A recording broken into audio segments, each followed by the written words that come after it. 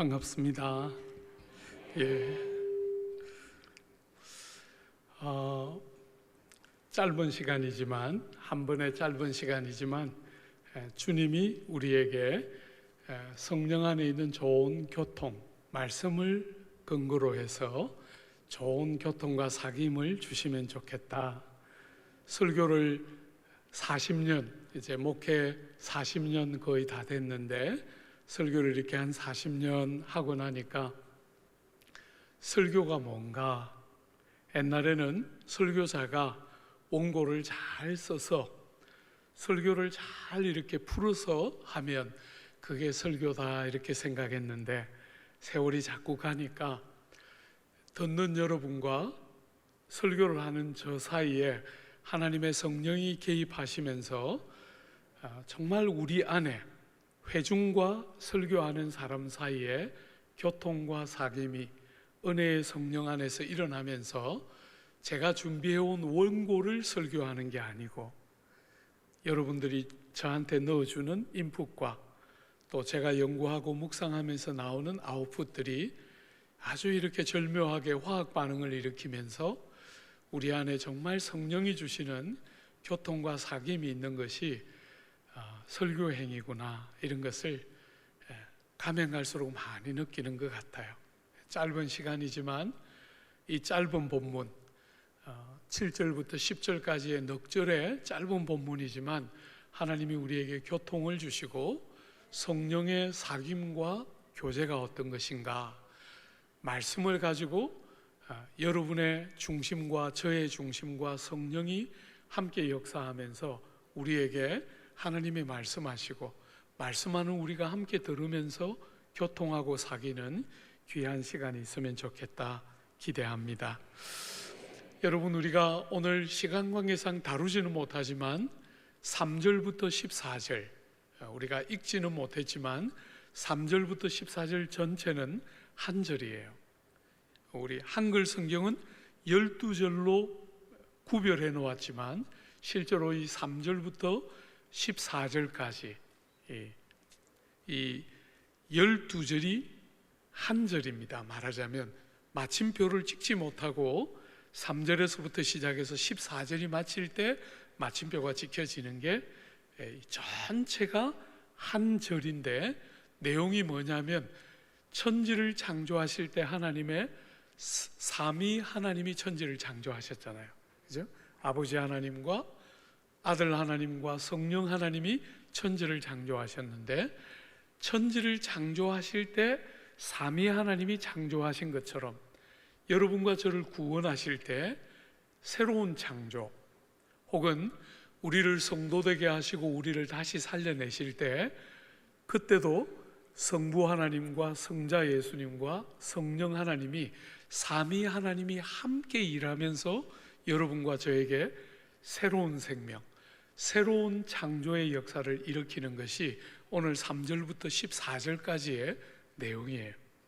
그 성부 아버지께서 여러분과 저를 구원하기로 결심하시고 성자 예수님이 우리를 살리기를 기뻐하시는 아버지의 마음을 받들어 행하시고, 성령 하나님이 여러분과 저에게 생명의 말씀을, 그 아들 하나님이 이루어 놓으신 놀라운 생명의 사건을 적용시켜 주시는 그 삼위 하나님이 우리를 어떻게 구원하시는가 하는 것이 3절부터 14절의 내용인데, 우리는 다 볼 수가 없기 때문에 7절부터 10절에 나오는 아들 예수님이 우리를 위하여 행하신 구원의 놀라운 은혜, 그거 잠시 생각해 보려고 그래요. 먼저 그 7절부터 10절을 다루기 전에 여러분 먼저 한번 전체를 한번 잠시만 보세요. 3절에 보면 찬송하리로다, 하나님 곧 우리 주 예수 그리스도의 아버지께서 하늘에 속한 모든 신령한 복을 주셨다. 여러분, 아버지 하나님이 하늘에 속한 모든 신령한 복을 주셨는데 어떻게 주셨어요? 그리스도 안에서 주셨다, 이렇게 말했죠. 그죠? 오늘 본문의 흐름이 예수님 안에서 하늘에 속한 모든 신령한 복을 우리에게 주셨다, 이게 3절의 이야기예요. 4절 한번 보세요. 창세전에 어떻게 해요? 여러분과 저를 택하셨는데 어떻게 택하셨어요? 그리스도 안에서 택하셨어요. 예수님 안에서 하늘에 속한 모든 신령한 복을 주시고 예수님 안에서 우리를 택해서 여러분과 저에게 사랑 안에서 그 앞에 거룩하고 흠이 없게 하셨다.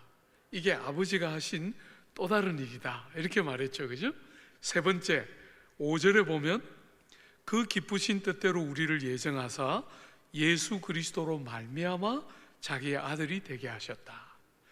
여러분, 하나님이 우리를 아들 삼으셨는데, 딸이 되게 하셨는데 어떻게 말입니까? 예수 그리스도로 말미암아. 여러분, 7절 한 번만 보십시오. 우리는 그리스도 안에서 그 은혜의 풍성함을 따라 속량 곧 죄의 사함을 받았다. 여러분과 제가 속량 곧 죄의 사함을 받았다. 오늘 저녁에 생각해 볼 핵심 주제인데요. 어디서? 그리스도 안에서. 그리스도 안에서. 그죠? 10절 한번 보세요. 하늘에 있는 것이나 땅에 있는 것이나 다 그리스도 안에서 통일되게 하려 함이라. 하늘에 있는 것과 땅에 있는 모든 것이 통일되는데 어떻게 말입니까? 그리스도 안에서. 그리스도 안에서. 여러분, 11절 한번 보세요. 모든 일을 그의 뜻의 결정대로 일하시는 이의 계획을 따라 우리가 예정을 입어 그 안에서 기업이 되었다. 여기 그 안에서가 누구죠? 예수 그리스도 안에서 기업이 되었다, 이렇게 말하고 있는 거죠. 여러분, 13절 한번 보세요. 그 안에서 너희도 진리의 말씀 곧 너희의 구원의 복음을 듣고 그 안에서 또한 믿어 약속의 성령으로 인치심을 받았다. 여러분이 그리스도 예수 안에서 약속의 성령으로 인침을 받았다. 성령님이 여러분과 저에게 도장을 탁 찍어서 확신을 주시는데 어떻게 말입니까? 예수 그리스도 안에서. 그러니까 이 3절부터 14절까지 이 전체를 지배하는 핵심적인 사상 중에 하나가 뭐예요? 이 모든 좋은 것들이 전부 어디에 있어요? 그리스도 안에 있어요. 사랑하는 여러분, 에베소서 전체에서 제일 중요한 단어를 하나 꼽으라 이러면 학자들은 엔크리스토,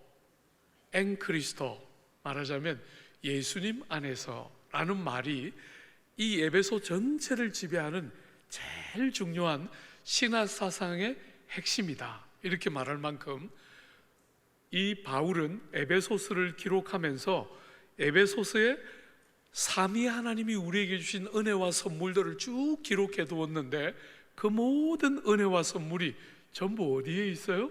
예수님 안에 있는 거예요. 그러니까 여러분이 오늘 저녁에 저하고 같이 이 주제를 다룰 때 도대체 왜 그 모든 것이 예수님 안에 있을까? 예수님이 도대체 무슨 일을 하셨기 때문에 이 모든 것이 다 예수 안에 있을까? 사랑하는 여러분, 예수님 안에 모든 좋은 것이 다 있는데 왜 그럴까? 도대체 예수님이 무슨 일을 하셨기 때문에 이 모든 좋은 것들이 전부 예수 그리스도 안에서 우리에게 허락되는 것일까? 그게 오늘 저녁에 여러분하고 생각해 보려고 하는 핵심이에요. 예수님이 무슨 일을 하셨기 때문에 이 모든 것들이 다 예수 그리스도 안에 있을까요? 오늘 본문 7절을 한번 보십시오. 7절에 보면 우리는 그리스도 예수 안에서 그의 은혜의 풍성함을 따라 그의 피로 말미암아 속량 곧 죄 사함을 받았느니라. 여러분이 7절부터는 3절부터 6절까지는 성부 하나님이 하신 일을 기록하고 있다면 7절부터 10절은 성자 예수님이 하신 일을 기록하고 있어요. 예수님이 어떤 일을 하셨기 때문에 이 모든 좋은 것들이 그리스도 안에 다 있을까? 여러분, 오늘 이 7절은 예수님이 어떤 일을 하셨다고 기록하고 있습니까? 여러분, 읽은 본문 가지고 한번 대답 한번 해봐요. 그리스도 안에서 어떤 일이 일어났죠? 여러분이 털려야 제가 기쁘지요. 이렇게 풍성하게 무식하구나, 야단도 치고, 성경 좀 더 많이 읽으라 권면도 하고, 그죠? 또 잘난 체도 하고. 한번 대답 한번 해봐요. 틀려도 되니까 꼭 맞춰야 한다 이렇게 생각하지 말고, 예수님이 도대체 어떤 일을 하셨기 때문에 이 모든 좋은 것이 예수 그리스도 안에서 다 우리에게 왔을까? 예수님이 하신 일을 오늘 본문 7절은 뭐라고 우리에게 소개하고 있는 거예요? 죄사함. 아닌 거 아시겠지요? 저를 기쁘게 하고 있어요. 한 번만 더 기회를 드릴게요. 그리스도가 우리를 위하여 무슨 일을 하셨어요? 본문에 있는 걸로 하셔야죠. 본문에 있는 걸로. 뭐라고 오늘 본문은 말하고 있나요? 너무 저를 기쁘게 하고 있어요. 제가 오늘 저녁에 기차 시간만 없으면 더 여러분들을 골려주면서 잘난 체를 더 할 텐데, 오늘 기차 시간이 있어서, 사랑하는 여러분, 그리스도께서 우리를 위해서 뭘 하셨어요? 속량하셨지요. 그죠? 속량하셨다. 오늘 7절에 여러분이 우리는 그리스도 안에서 수식하는 다른 걸 다 빼고 그리스도 안에서 그의 피로 말미암아 속량 곧 죄의 사함을 받았다 이렇게 말했는데, 예수님이 우리 위해서 어떤 일을 하셨냐면 속량하셨어요. 여러분, 이 단어는 굉장히 중요한 단어예요. 속량이라는 말은 두 가지가 아주 중요한 포함되어 있는 단어예요. 첫 번째는 값을 지불하고 사다. 어떤 것을 살 때 온전한 값을 지불하고 사다 하는 개념이 그 안에 들어있고, 그렇게 사서 뭐 하는 것이지요? 자유케 하다. 사서 자유케 하다 하는 이 두 가지 개념, 사다는 개념과 자유케 하다는 개념이 함께 들어있는 개념이 속량, 혹은 영어로 redemption이라고 되어 있는 이 속량이라는 단어 두 가지 중요한 내용은 값을 지불하고 사다 하는 내용과 사서 자유케 하다 하는 이 두 가지 개념이 붙어 있는 단어가 속량이에요. 예수님이 뭘 하셨다고요? 값을 지불하고 샀다는 거예요. 그렇게 사서 뭘 하시지요? 우리를 자유케 하시는 거예요. 주 안에 사랑하는 여러분, 여러분과 제가 신앙생활을 하면서 우리가 믿는 이 기독교는 막연한 어떤 교훈을 붙들고 있는 그런 신앙생활이 아니에요. 우리가 믿는 이 귀한 진리와 기독교 신앙은 그리스도 안에서 일어난 사건, 예수께서 여러분과 저와 똑같은 몸을 가지고 이 땅에 오셔서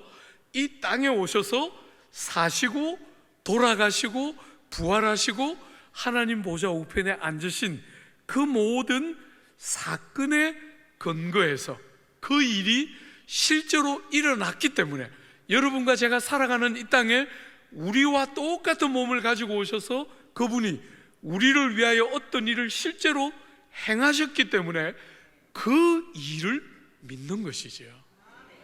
그런 면에서 예수님께서 우리를 속량하셨다 할 때 값을 치르고 우리를 자유케 하신 것, 이것이 예수님이 하신 아주 중요한 일의 요약이라 할 수 있어요.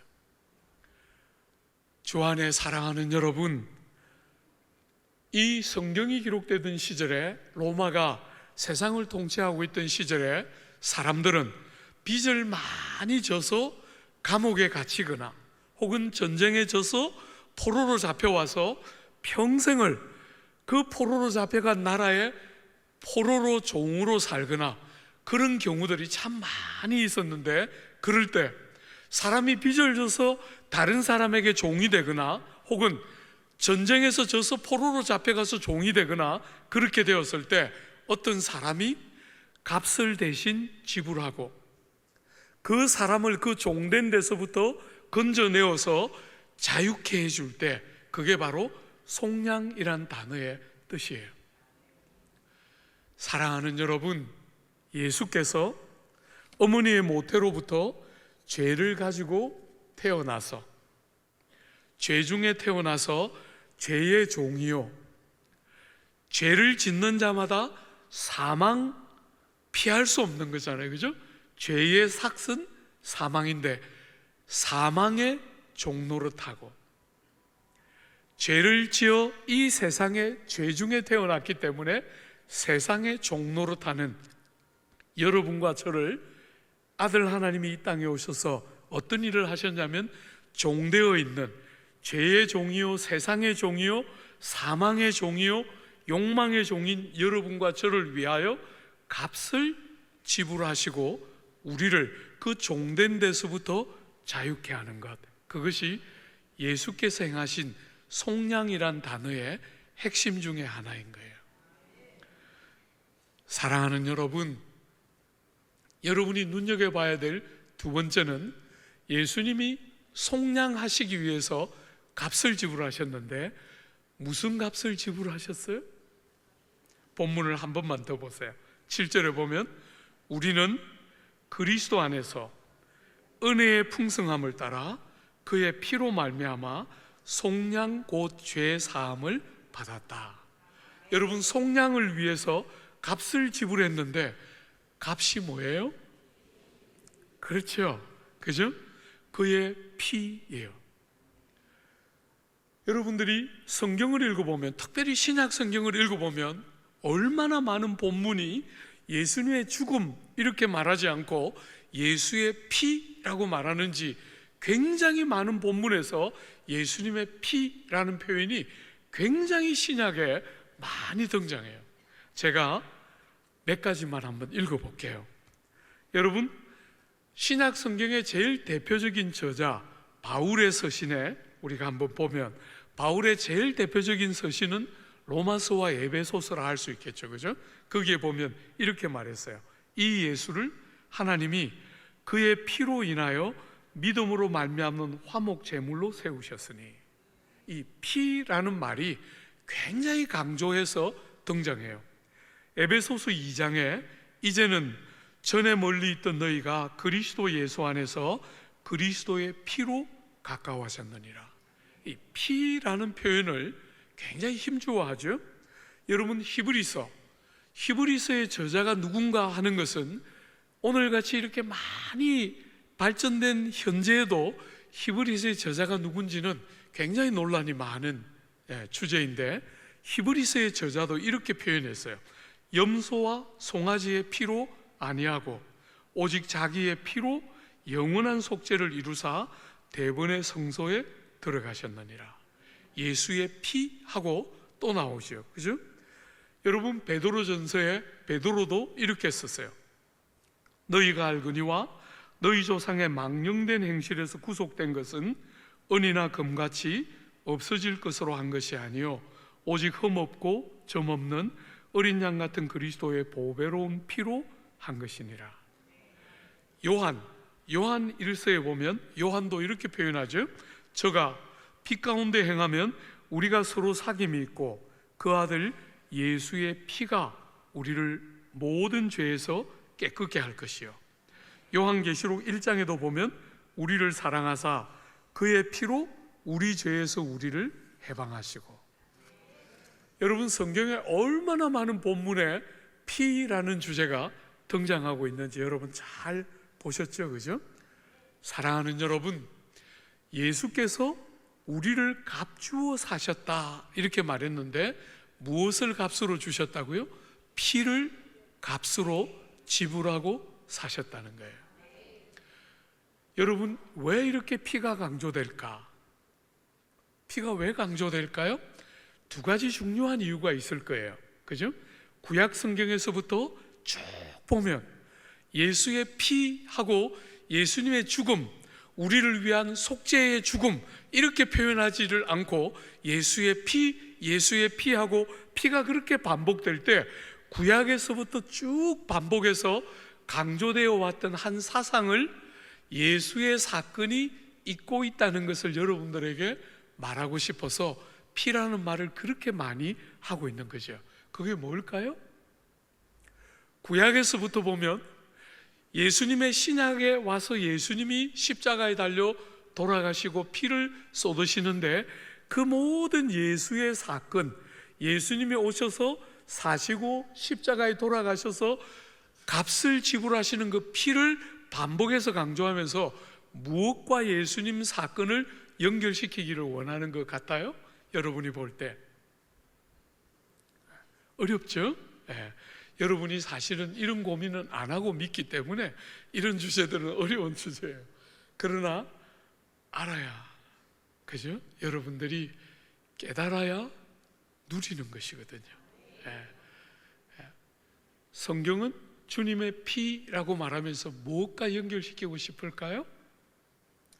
여러분들이 구약을 읽을 때 제일 어려운 것 중에 하나는 구약에 등장하는 무수한 제사 제도일 거예요. 그죠? 제물을 어떻게 하고, 피는 어떻게 하고, 어떤 제물을 잡고 언제 잡고 이런 거 할 때 굉장히 복잡하지만, 그 제사 제도가 여러분에게 말하고 싶어하는 핵심 메시지는 뭐예요?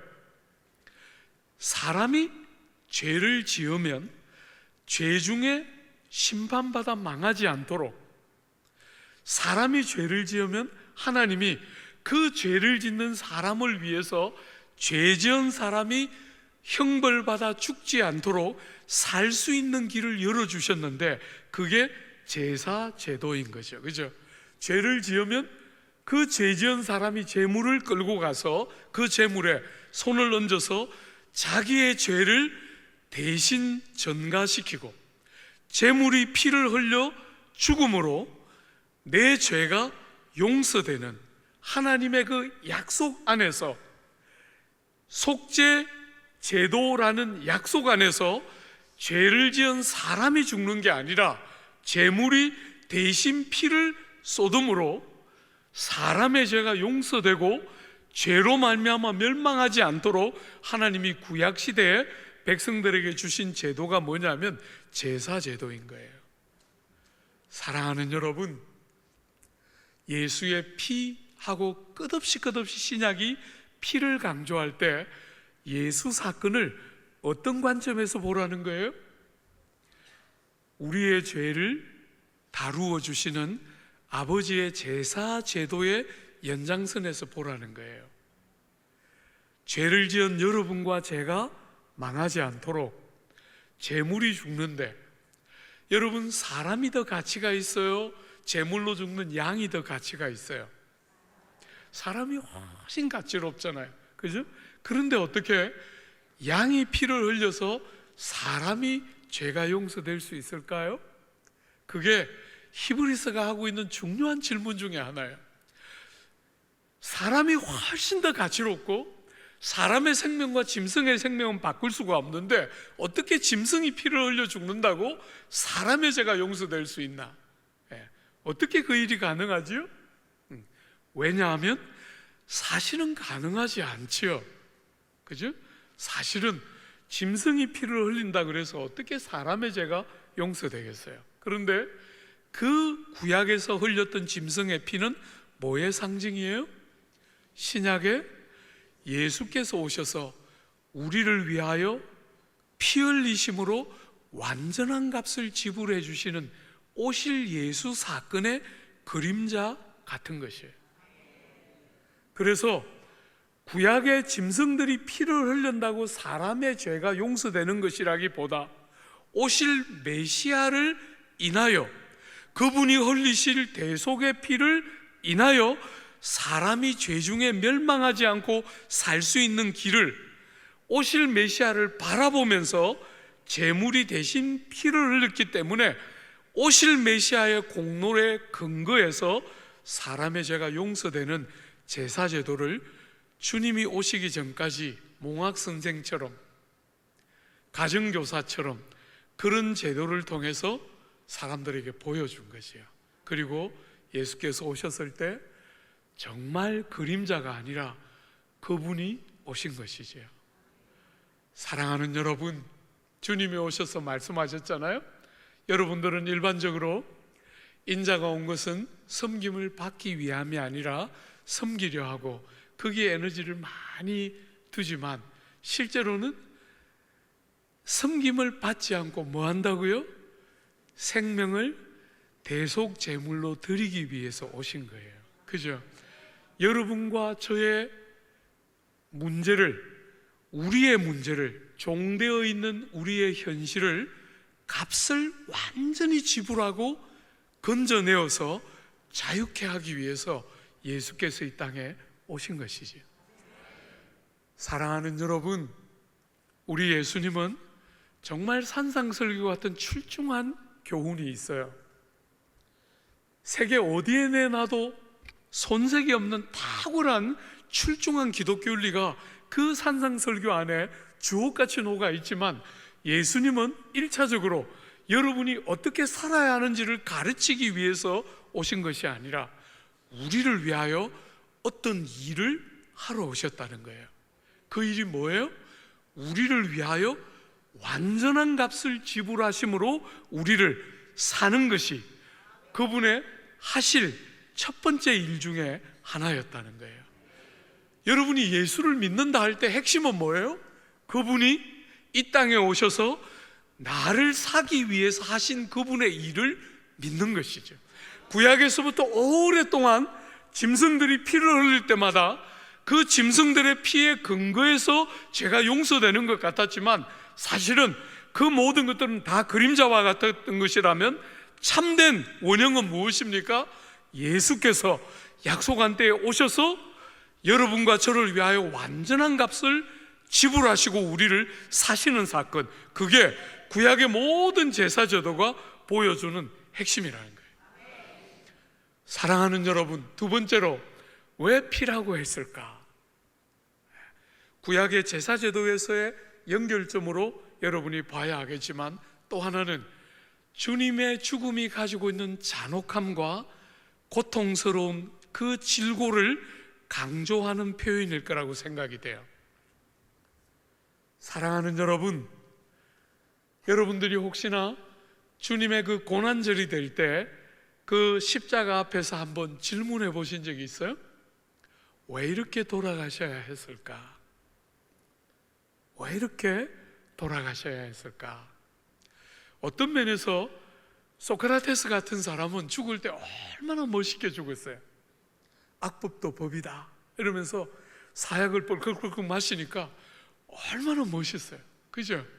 근데 우리 주님은 어떻게 돌아가셨어요? 우리 주님은 돌아가시기 전에 겟세마네 동산에서 기도하셨어요. 아버지여, 할 수만 있으면 이 잔을 나에게서 옮겨 주옵소서. 여러분, 요한복음 10장에 보면 우리 예수님이 말씀하세요. 인자는 나는 선한 목자라. 선한 목자는 양들을 위하여 목숨을 버리노라. 여러분, 선한 목자인 당신이 하는 제일 중요한 일은 목숨을 버리는 거예요.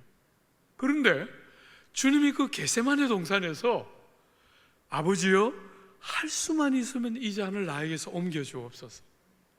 나는 선한 목자이기 때문에 양들을 위하여 목숨을 버리는 거 알고 계세요. 그런데 겟세마네 동산에서 할 수만 있으면 이 잔을 나에게서 옮겨 주옵소서 그렇게 기도했어요. 왜 그러셨을까?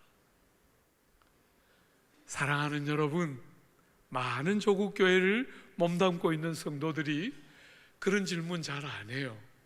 서둘러서 그 다음으로 나가죠, 그죠? 내 뜻대로 마옵시고 아버지의 뜻대로 하옵소서. 핵심을 자꾸 놓치게 돼요. 여러분들이 질문해야 해요. 주님은 왜 이렇게 돌아가셨을까? 여러분, 제가 교회를 처음 갔을 때가 고2 때인데, 사실은 겟세마네 동산 사건도 굉장히 충격적이었지만 제가 교회를 처음 갔을 때 지금 생각해 보면 4월경에 갔던 것 같아요. 갔더니 주님의 그 십자가 위에서 주님이 엘리 엘리 라마 사박다니 하실 때 굉장히 충격적이었어요. 여러분, 제가 전혀 안 믿는 가정에서 고2 때 처음 제가 제 발로 교회를 걸어갔는데 예수님 참 훌륭한 분이실 거다 이렇게 생각했거든요. 그런데 주님이 십자가에 달려 돌아가시면서 나의 하나님, 나의 하나님, 어찌하여 나를 버리십니까? 하고 돌아가신 거예요. 여러분, 소크라테스는 그렇게 안 죽었잖아요. 그런데 우리 주님은 하나님의 아들인데 그렇게 왜 나를 버리십니까? 하고 돌아가셔요. 여러분 질문해 보신 적이 있어요? 우리 주님은 왜 이렇게 죽었을까? 여러분 제가 교회사, 저는 교회사를 전공한 목사예요. 영국에 유학 가서 여러분과 제가 몸담고 있는 이 장로교 종교개혁이 제일 먼저 일어난 곳이 스코틀랜드, 영국 북쪽에 있는 스코틀랜드인데 거기에 수도인 에딘버러라는 곳에 가서 제가 장로교 종교개혁사를 공부했는데 어느 날 제가 생각도 못했던 장로교 선배들이 순교한 책을, 그 순교를 기록해 놓은 Light from the North, 저 북쪽에서부터 비치는 빛이라고 불리는 그 책, 제가 아주 우연한, 전혀 의도하지 않는데 우연하게 딱 읽었는데 그게 무수한 여러분과 저와 똑같은 신앙 고백을 가지고 있는 장로교 선배들의 순교에 대한 사건들이 쫙 기록되어 있는 정말 기가 막힌 책들을 읽었어요.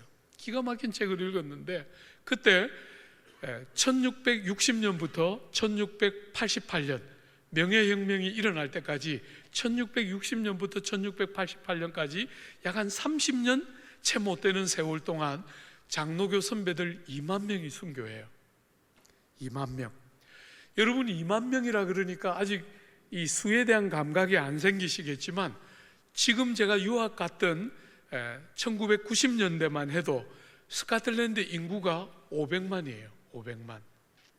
제가 친구들에게 내가 살다 온 한국은 수도인 서울의 인구가 1200만이다 이렇게 말하면 그 스카티시 친구들이 저보고 막 웃으면서 우리도 양 합치면 그만큼 된다 이렇게 조크할 만큼 그 스코틀랜드 전체를 다 합쳐도 서울보다도 작은 그런 지역에서 지금도 500만 정도 사는 그 지역에서 지금부터 무려 400년 전에 사랑하는 여러분, 믿음의 장로교 선배들이 믿음의 고백을 지켜내기 위해서 2만 명이 죽었어요. 그 시절에 총 인구가 얼마였는지 모르겠는데 2만 명이 순교한 그 순교를 읽는데 너무 기가 막혔던 게 그 선배들이 사자같이 호랑이같이 죽어요. 아무도 비굴하게 죽지 않고 그 생명을 초계같이 던지면서 주님을 위하여 순교하는 감격들을 누리면서 순교해요. 근데 여러분, 제가 그분들의 그 탁월한 순교의 책들을 쭉 읽으면서 너무 감동을 받으면서 동시에 또 질문했어요. 왜 주님은? 그렇게 많은 성도들은 사자같이 호랑이같이 죽었는데 왜 주님은 나의 하나님, 나의 하나님 어찌하여 나를 버리십니까? 하셨을까? 생각해 보셨나요? 사랑하는 여러분, 주님이 두려워한 것은 죽음이 아닙니다. 사랑하는 여러분, 주님이 겟세마네 동산에서 이 잔을 옮겨달라는 것은 십자가의 그 모진 고통이 핵심이 아닙니다. 핵심이 뭘까요? 여러분 잠깐 후면 제자들이 다 버리고 도망갑니다. 3년을 데리고 다닌 제자 중에 하나는 예수님을 팔았습니다. 그런 너무나 어처구니 없는 일을 당하면서 예수님이 겪게 될 그 십자가의 모진 고난이 주님이 두려워하는 두려움의 핵심이 아닙니다. 뭐가 핵심이었을까요?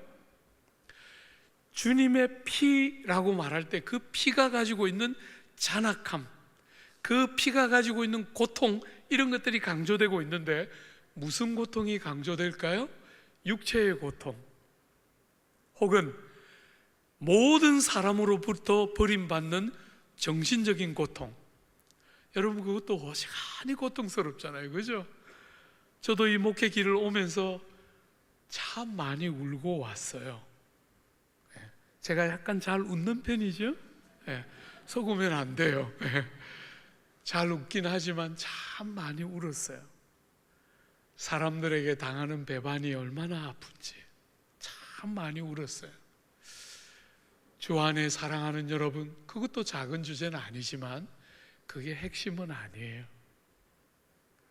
주님의 피하고 그 고통, 그 십자가에서의 질고 강조하고 싶어 할 때 핵심이 어디에 있을까요? 왜 순교자들은 사자같이 호랑이같이 죽고 심지어 소크라테스도 그렇게 떳떳하게 죽는데 왜 우리 주님은 이렇게 실패자같이 나의 하나님, 나의 하나님 어찌하여 나를 버리십니까? 하고 왜 그렇게 죽었을까요? 사랑하는 여러분, 죽음의 성격이 다른 것이지요. 소크라테스가 죽는 죽음과 순교자들의 죽는 죽음과 주님의 죽음 안에는 다름이 있어요. 뭐가 다를까요? 그분이 우리를 위하여 값을 지불하실 때 피로 값주고 사셨는데 그 피라고 말할 때 그 안에 소크라테스의 죽음이나 순교자들의 죽음과 구별되는 예수님의 죽음 안에 있는 그 피라고 강조할 때 뭐가 강조되고 있는 것 같아요? 사랑하는 여러분, 여러분과 저의 모든 죄가 예수님께 다 옮겨지는 거잖아요. 그죠? 여러분과 저의 모든 죄가 다 예수님께 옮겨졌어요. 로마서 5장에 그 위대한 복음을 가장 잘 담고 있는 로마서 5장에 제일 마지막 절을 보면 하나님께서 우리 예수님을 우리를 위하여 죄로 삼으셨다 하는 본문이 나오는데 그 본문에 보면 영어 성경은 어떻게 번역했냐면 God, 하나님께서 made Jesus, 예수를 만드셨는데 to be sin for us, 하나님이 예수를 우리를 위하여 죄로 삼으셨다 이렇게 한글 성경은 번역했는데 made Jesus to be sin for us, 예수님께서 우리를 대신하여 죄가 되신 것이죠. 그죠?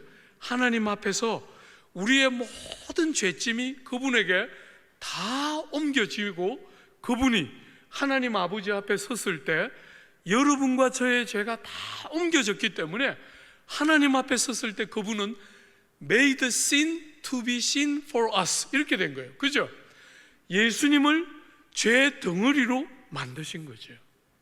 여러분과 저의 죄가 다 옮겨져서 아버지 하나님 앞에 섰는데 죄 덩어리로 선 거죠.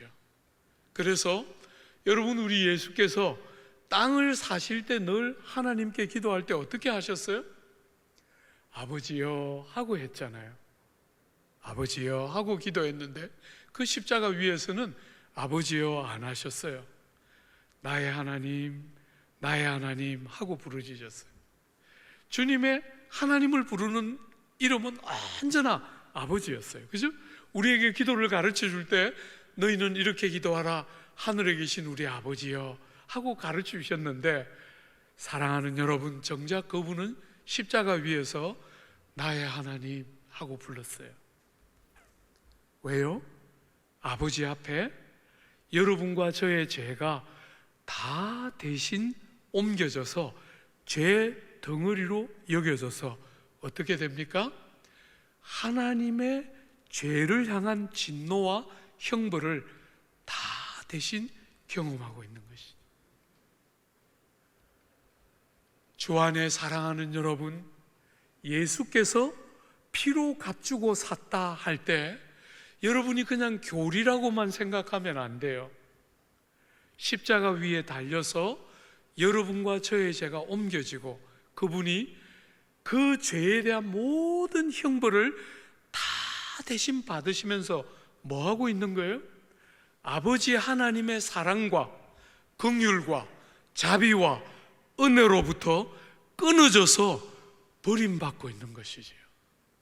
여러분과 제가 하나님의 심판대 앞에 서서 당해야 될 우리의 죄에 대한 형벌과 진노가 하나같이 아들 예수님의 머리 위에 다 쏟아부어지는 그 주님의 심판이 가져오는 아버지의 사랑으로부터, 아버지의 긍휼로부터, 아버지의 은혜와 자비로부터 끊어져서 버림받는 그 고통을 주님은 겟세마네 동산에서 아버지여, 할 수만 있으면 이 잔을 나에게 옮겨주옵소서, 그렇게 기도하고 있는 거예요.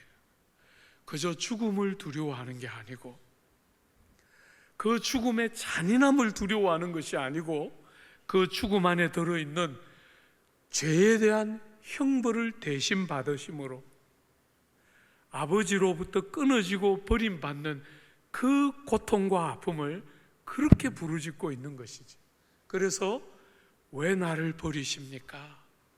왜 나를 버리십니까? 하고 부르짖고 외친 것이지.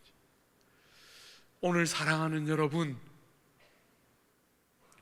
주님이 우리를 위하여 속량하셨다 할 때 그 속량은 값을 지불함으로 사는 것인데, 그 속량의 값이 뭐였다고요?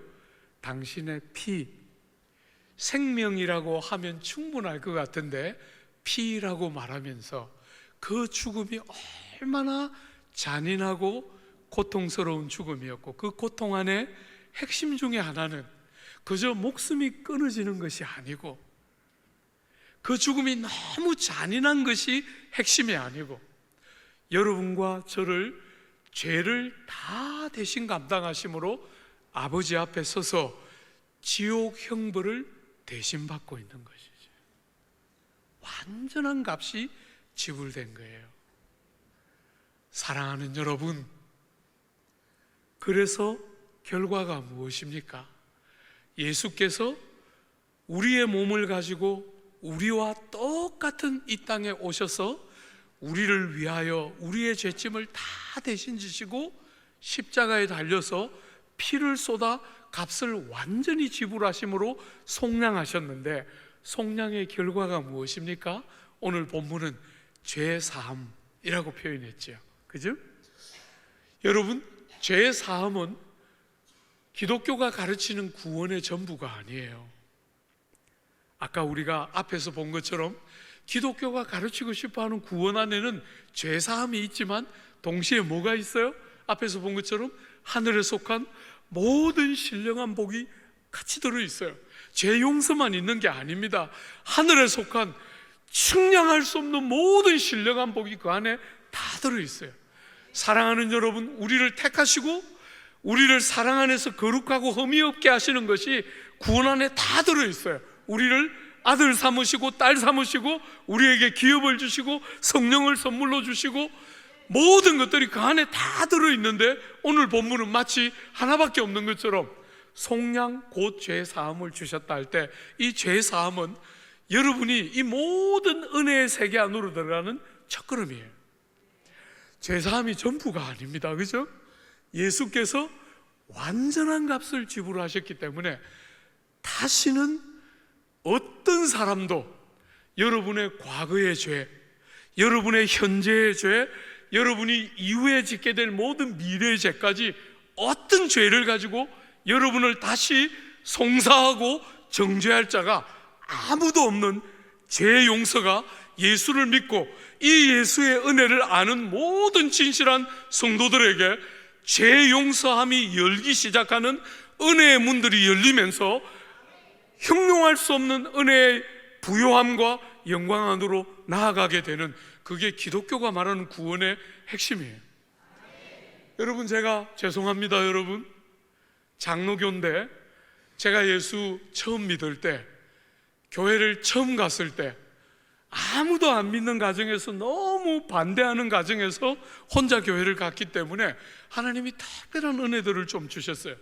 그래서 가자마자 몇 가지 체험을 했는데, 그 체험을 딱 했을 때 옆에 친구들이 저보고 척 와서 이렇게 말했어요. 역시 너는 특별한 것 같아.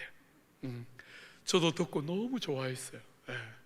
나는 역시 특별해. 사랑하는 여러분, 그런 거 아닙니다. 그런 거 아닙니다. 여러분과 제가 특별한 게 아니에요. 예수가 하신 너무나 놀라운 일이 특별한 거죠. 그죠? 예수께서 완전한 값을 지불하셨기 때문에 다시는 어떤 사람도 예수를 믿는 여러분들을 죄로 말미암아 송사할 자가 아무도 없는 거예요. 왜요? 구주께서 아버지께로부터 버림받는 그 질고와 고난을 다 감당하면서 완전한 값을 지불하셔서 우리를 자유케 하셨기 때문에 다시는 정죄함 아래 굴러떨어지지 않습니다. 여러분들이 가장 자주 혼돈하는 것은 여러분이 죄를 경험하잖아요. 그죠? 거듭난 성도가 된 이후에도 여러분이 죄를 경험하잖아요. 그래서 자주 또 정죄감 앞에 굴러떨어지고 나 같은 게 무슨 믿는 자인가 이런 좌절을 겪어요. 사랑하는 여러분, 그렇게 하지 말고, 여러분들이 그렇게 실패하고 그렇게 넘어질 때 나 같은 게 뭐 믿는 자인가 그렇게 말하지 말고, 그렇기 때문에 여러분이 조금이라도 뭔가를 제대로 할 수 있는 사람이었으면 그 작은 공로라도 붙들고 천국 가는 길을 열어줬을 거예요. 근데 그게 안 되는 거잖아요. 주님의 공로가 아니면, 나를 위하여 완전한 값을 대신 지불하신 구주의 그 공로와 은혜가 아니면 어떤 것도 나로부터 올 수 없다는 사실을 알기 때문에 그런 넘어지고 그런 실패하고 그런 죄들이 우리 안에 경험될 때 좌절하고 낙심하는 게 아니라 죄를 어떻게 해요? 자백하고. 여러분, 아담이 죄를 지었을 때 하나님께서 그 아담을 찾아오셔서 아담아 네가 어디 있느냐 이렇게 물을 때 아담이 뭐라고 말해요? 여러분, 하나님께서 아담아 네가 너무 경상도 사투리로, 여기 오니까 하나 좋은 건 그런 것 같아요. 네가 너무 매매 숨어가지고, 서울에서는 매매하면 아무도 못 알아들 거예요. 그죠? 네가 너무 매매 숨어가지고 내가 도무지 못 찾겠다. 네 어디 있노? 이렇게 말씀하신 게 아니잖아요. 그죠? 사랑하는 여러분, 주님은 아담이 나무 뒤에서 오들오들 떨고 있는 거 다 보셨어요. 그런데 네가 어디 있느냐 왜 물으셨지요? 자기 입으로, 아담의 입으로 주님 제가 죄를 지었습니다. 주님이 하지 말라는 거 제가 했습니다 하고 자기 입으로 자복하고 고백하고 인정하는 것이 얼마나 중요하기 때문에 주님이 아담에게 기회를 주는 거잖아요. 아담아 네가 어디 있느냐? 그때 아담이 뭐라 그래요? 제가 주님 하지 말라는 거 했습니다 하면 되는데 아무 자격 없고 공로 없는 우리가 주님의 은혜로 예수의 공로 붙들고 완전한 값을 우리 같은 자를 위하여 지불하신 그 존귀하신 주님의 대속의 은혜를 붙들고 담대하게 주님 제가 죄를 지었습니다 하고 토설하고 자백하고 인정하면 되는데 바보같이 아담이 어떻게 합니까? 내가 벌거벗었으므로 부끄러워 숨었습니다. 여러분, 그 사건이 창세기 3장 사건이 일어나기 전에 창세기 2장에 제일 뒷부분에 아담과 하와 두 사람이 벌거벗었으나 부끄러워하지 않았더라. 원래부터 패션이 누드였어요. 원래부터 아무것도 안 입었어요. 나무 뒤에 숨어서 오들오들 떠는 것은 벌거벗어서 부끄러운 게 아니잖아요. 그죠? 사랑하는 여러분, 하나님 앞에 하지 않아야 할 죄를 지었는데 하나님이 또 기회를 주시는 거잖아요. 누가 너의 벌거벗었음을 말하였느냐? 또 기회를 주세요. 그러면 그때라도 주님 제가 잘못했습니다 하면 되는 거잖아요. 그죠?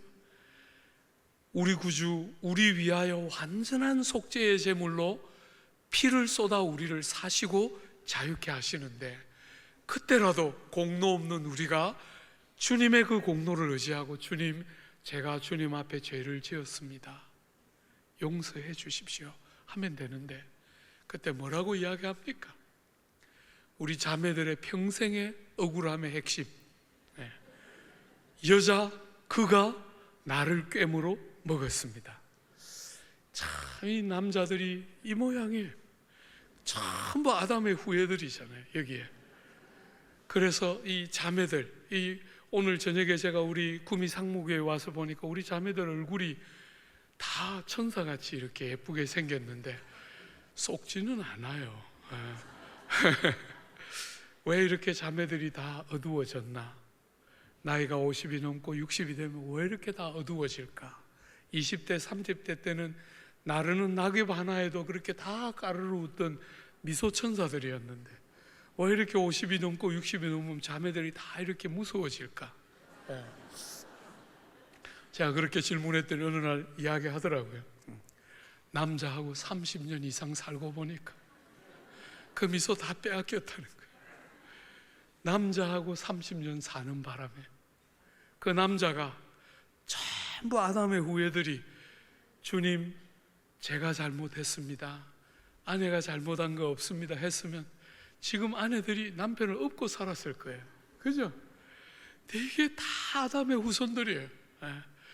당신이 나에게 주셔서 함께하게 하신 여자, 그가 꿰물어 먹었습니다.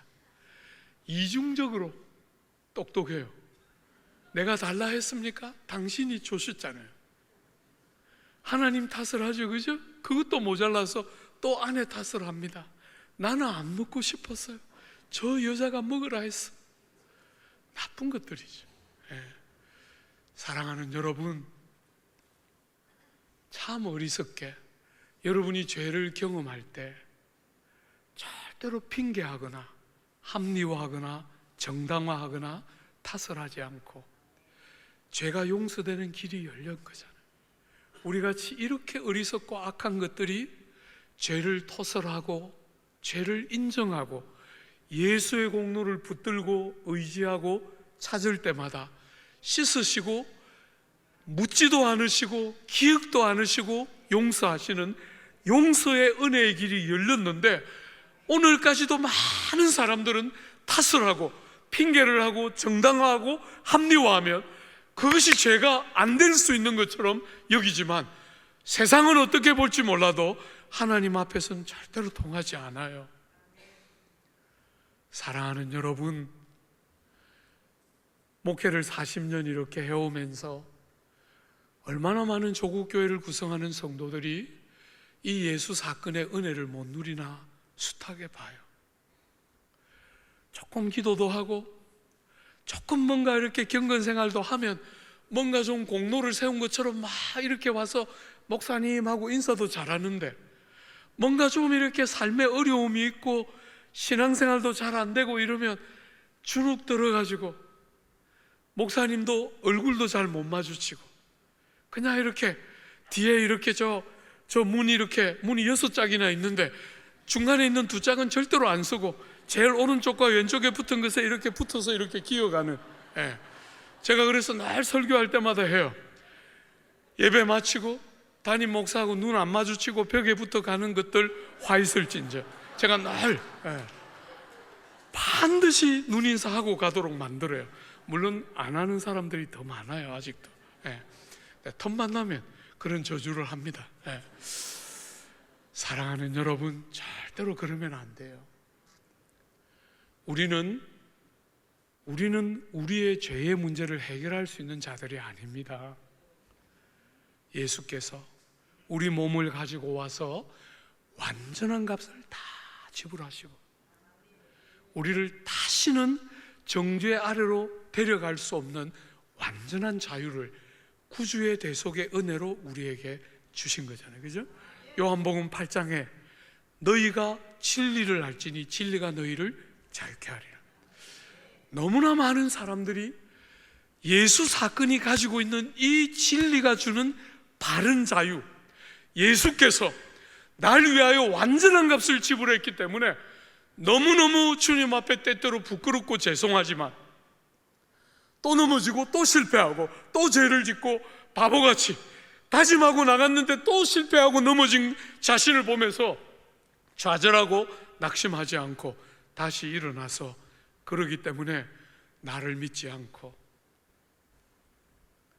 나를 손톱만큼이라도 신뢰하려고 하지 않고 예수의 그 위대한 사건, 그분이 오셔서 날 위하여 이루어 주신 완전한 값지불이 나를 위한 것인 줄 딱 붙들고 절대로 요동하지 않도록 어떤 삶의 자리에서도 주님 앞에 죄를 토설하면 저는 미쁘시고 의로사 우리를 정결케 하시는, 우리를 용서하시는 그 귀한 은혜의 길이 열렸는 줄 알고, 누구도 여러분의 이 자유와 아들 하나님이 주신 갑지불이 만든 이 놀라운 종기를 빼앗기지 않도록, 사랑하는 여러분, 여러분과 저에게 구주의 사건이 주는 이 영광 하나만 더 생각해 볼까요? 예수께서 아버지 앞에 기도하시면서 왜 나를 버리십니까? 하고 부르짖었어요. 그러므로 사랑하는 여러분, 그 예수의 생명사계 안에 들어있는 모든 진실한 성도들은 절대로 주님이 내 기도는 듣지 않으실 거라고 두려워할 필요가 하나도 없이, 아들 하나님이 나를 대신하여 버림받으심으로 누구든지 아들의 공로를 붙들고 아버지의 이름을 부르는 자마다 거절당함이 없이, 외면당함이 없이, 절대로 여러분들이 저 사람처럼 가치로운 존재가 아니니까 여러분들은 그렇게 기도해도 별로 안 들어주신다, 절대로 속으면 안 돼요. 사랑하는 여러분, 여러분들이 세상이 만드는 그 무수한 차별과 끝없는 사람을 외모로 따라 차별하는 이 세상의 질서 때문에 하나님도 나 같은 것은 별로 가치롭게 여기지 않고 내 기도는 그저 내가 조금 잘하면 간혹 들을까, 대부분은 안 들으실 거야. 그렇지 않습니다. 절대로 그렇지 않아요. 여러분의 기도를 듣는 이유가 뭡니까? 아들 하나님이 버림받으셨어요. 아버지의 긍휼과 자비로부터 내침을 받으심으로 우리같이 자격 없는 것들이 예수의 공로 때문에 아버지의 은혜의 보좌에 언제든지 나아가는 새로운 시대가 열린 거잖아요. 여러분, 구약 시대에는 대제사장이 1년에 한 번 제물의 피를 가지고 지성소에 들어갔어요. 1년에 한 번 대제사장 한 사람만 제물의 피를 반드시 가지고 지성소에 들어갔지만, 우리 예수 십자가에 달려 돌아가실 때 성전 휘장이 위에서부터 아래로 쭉 찢어지면서 뭘 보여주는 것입니까? 그 지성소에 나아가는 일을 맡고 있는 그 휘장이 다 찢어짐으로 누구든지 언제든지 예수의 이름을 붙들고 하나님의 가장 친밀한 은혜의 보좌인 지성소까지 누구든지 담대히 예수 이름 붙들고 들어가는 복됨과 영광이 여러분과 저에게 주어져 있다는 거예요. 여러분들의 제목이 성령인데 제가 성령 안 하고 예수 하고 싶었던 이유예요. 사랑하는 여러분, 많은 사람들이 성령 충만은 예수 잘 믿는 특별한 소수를 위한 하나님의 축복인 것처럼 생각해요. 성경은 그렇게 가르치지 않아요.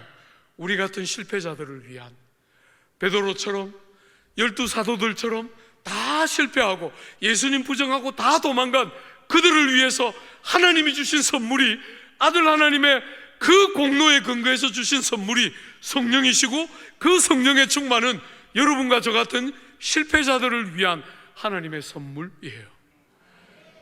우리의 어떠함 때문에 우리가 성령 충만을 받는 게 아니고, 아들 하나님이 생명까지 바치신 그 공로를 붙들고 약속하신 성령이 나를 위한 것인 줄 믿고 담대하게, 아들 하나님이 버림받았기 때문에 나 같은 것을 받으실까 그렇게 묻지 않고 담대히 아버지의 은혜 보좌의 문을 열고 들어가서 기도하고 아버지의 이름을 부르는 것이죠. 사랑하는 여러분, 오늘 이 본문 7절부터 시작된 이 10절까지의 이 본문은 두 번째 굉장히 중요한 복음의 요소를 갖고 있어요. 기차 시간이 얼마 안 남아서 다 다룰 수가 없는데, 그래도 조국 교회가 제일 약한 부분이에요. 여러분이 앞에 있는 사건도 제 개인적인 생각으로는 너무 우리 조국 교회 성도들이 못 누린다고 느끼지만, 두 번째 거는 아예 알지도 못하는 주제일 가능성이 커요. 사랑하는 여러분, 아들 예수께서 우리를 위하여 십자가를 지실 때 그 십자가를 지심으로 주신 은혜는 아버지와 우리 사이의 관계가 뚫려서 회복되어서 은혜의 보좌를 무시로 들어가는 그 영광이 열린 것, 이것은 어떤 면에서 우리가 조금은 그래도 듣고 잘 못 누리는 부분이 있어도 그래도 꽤 많이 우리가 들은 주제라 할 수 있지만, 그 다음에 이 8절부터 10절까지 나오는 주제는 우리가 너무나 못 다루고 있는 주제 중에 하나예요. 한번 짧게 5분 안에 한번 해봅시다. 한번 볼까요? 8절에 이는, 여러분 7절부터 한번 보십시오. 그의 은혜의 풍성함을 따라 우리에게 속량 곧 죄사함을 주시고, 그뿐 아니라 하나를 더 더했어요. 8절에 그가 모든 지혜와 총명을 우리에게 넘치게 하사. 여러분과 저에게 은혜가 너무 풍성하시기 때문에 지혜와 총명도 넘치게 주셨다는 거예요. 사람들은 이러면 대부분 공부 잘해서 좋은 대학 들어가는 거 생각해요. 그런 일은 일어나지 않습니다. 여러분, 제가 대학교 다닐 때 은혜 정말 많이 받았는데 우리 성도들은 늘 관심이, 그래서 성적이 좋아졌나요? 지혜와 총명이 넘치니까. 죄송하지만 성적은 한 번도 변화가 없었어요. 이 머리가 이 머리죠. 제발 좀 그렇게 하지 마요. 지혜와 총명을 넘치게 주셔요. 여러분이 공부를 잘한다, 그것은 다른 이야기일 수 있어요. 그러나 지혜와 총명은 넘치게 받아요.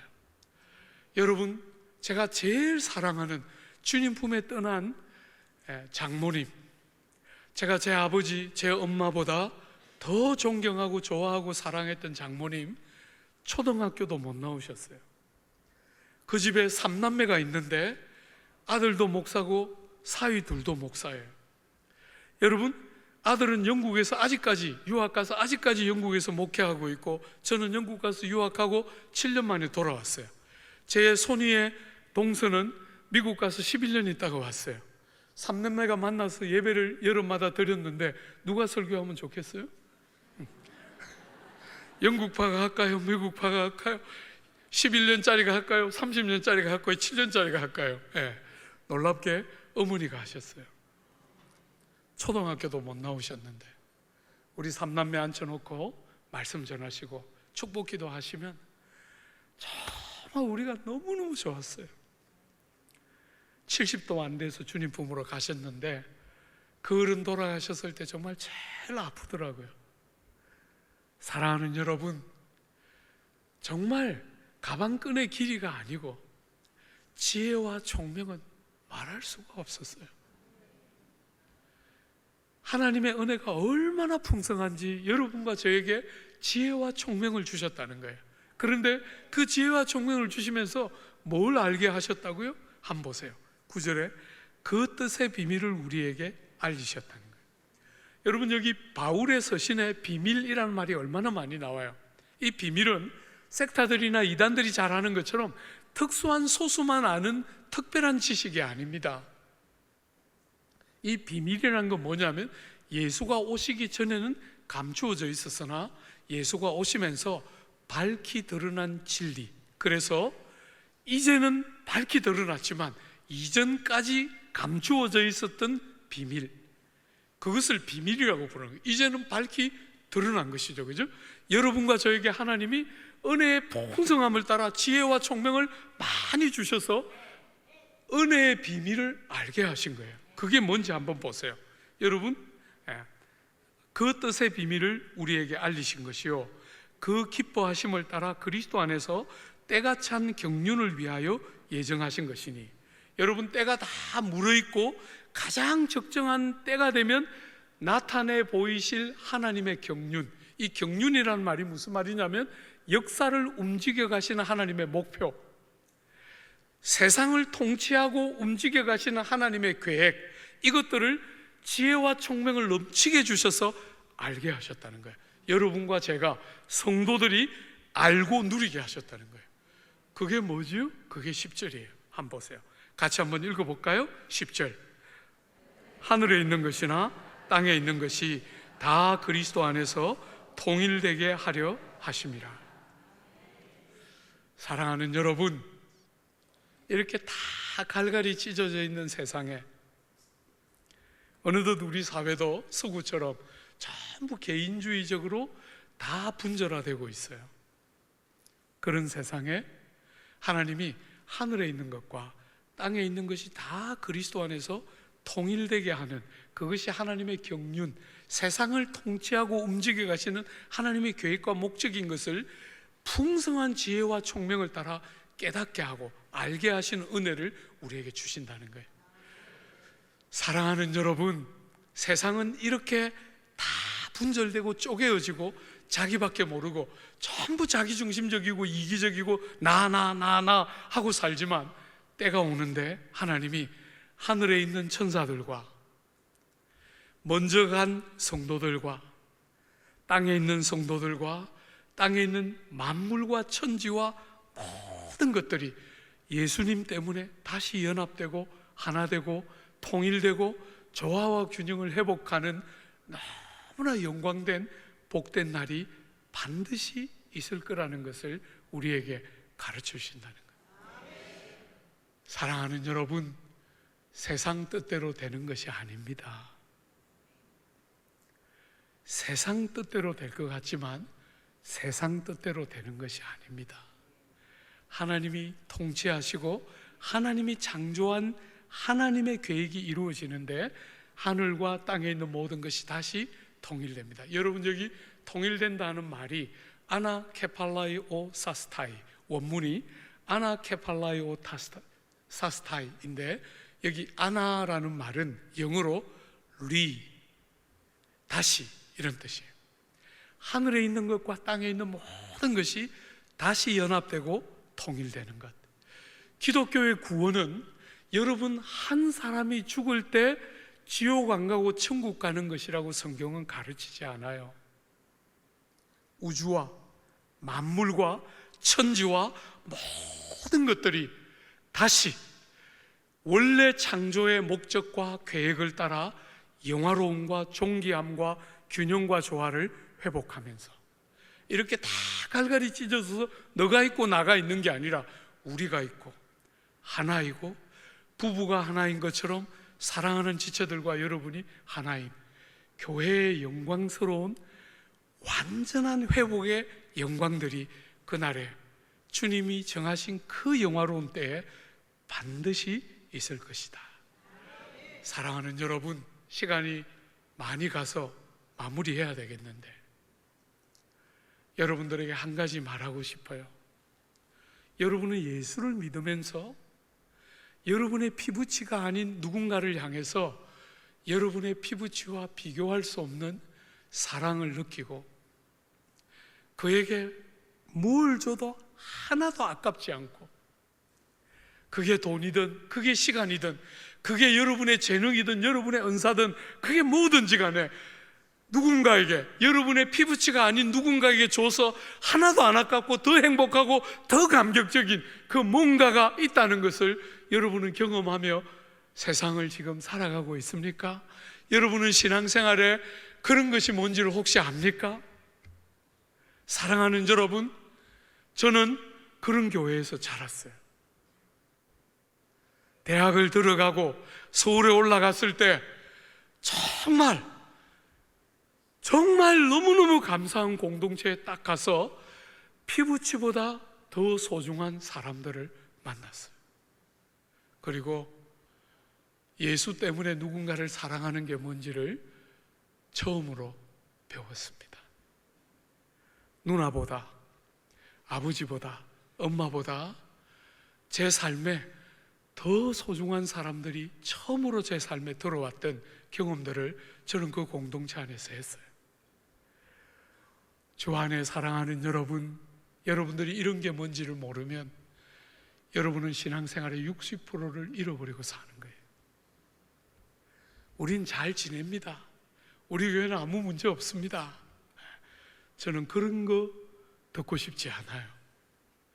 피부치와 비교할 수 없는 그리스도 안에서 우리가 하나이고, 하나님이 그날에 우리 안에 다시 모든 회복들을 완성시켜 놓으실 텐데, 그날이 오기까지 이 땅에서 이미 교회 안에서 이루어지고 있는 연합과 하나됨과 이 성도의 만남의 종기와 아름다움을 모르면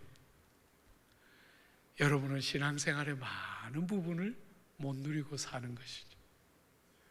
주 안에 사랑하는 여러분, 제가 우리 조 목사님 참 사랑하고 존경하는데 귀한 목사님과 함께 여러분의 교회에 이런 진리의 아름다움이 잘 묻어나고 경험되는 교회, 생명의 부요가 넘쳐나는 어느 순간이든지 영적인 어린아이들의 울음소리가 끊이지 않는 복되고 귀한 교회, 여러분의 교회가 되시기를 기대하고 축복합니다.